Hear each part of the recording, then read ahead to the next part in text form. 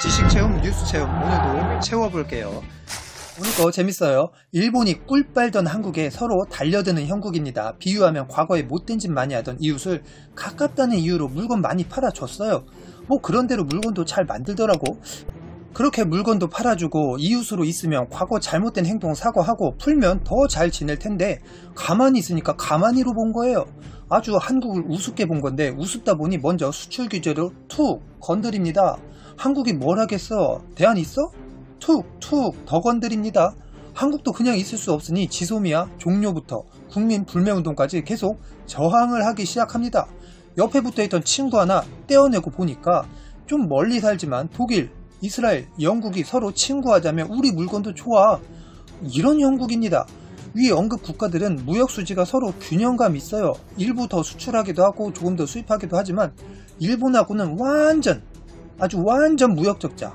한국이 아주 돈을 가져다 바쳤어요. 인구는 2.5배 더 많은 일본이 한국 여행은 고작 290만 명 올 때 한국은 일본에 750만 넘게 갔어. 6조를 펑펑 쓰면서 일본 지방 먹여 살리면서도 가면 또 1000대까지 받아. 음식에 고추냉이를 잔뜩 넣어서 장난치질 않나. 한국인 비환형 문구를 쓰질 않나.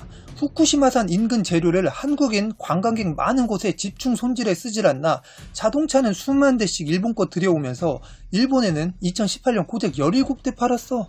그것도 퇴사가 및 한국 관련 기관.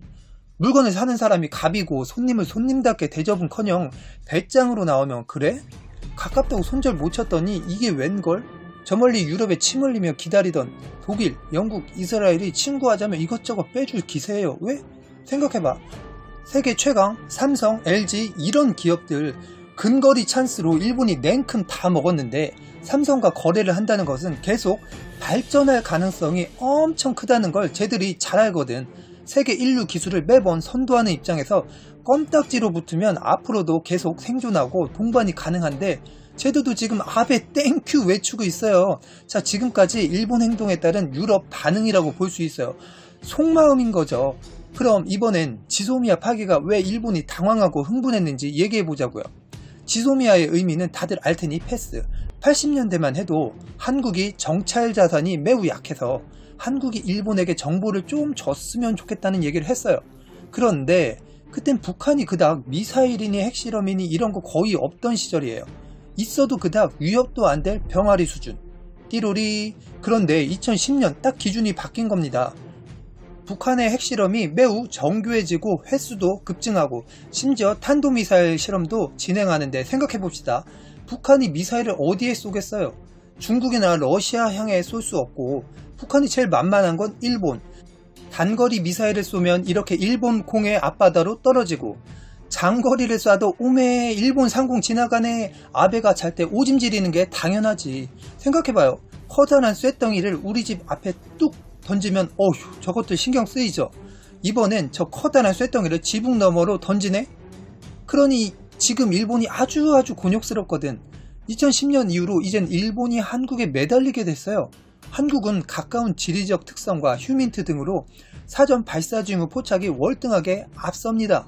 일본은 정찰 자산을 총동원해서 탄착점, 즉 도착 지점과 장거리 감시에 강한데 그동안 서로 한국이 가진 강점에 일본이 우리가 가진 강점을 공유해서 커버하자.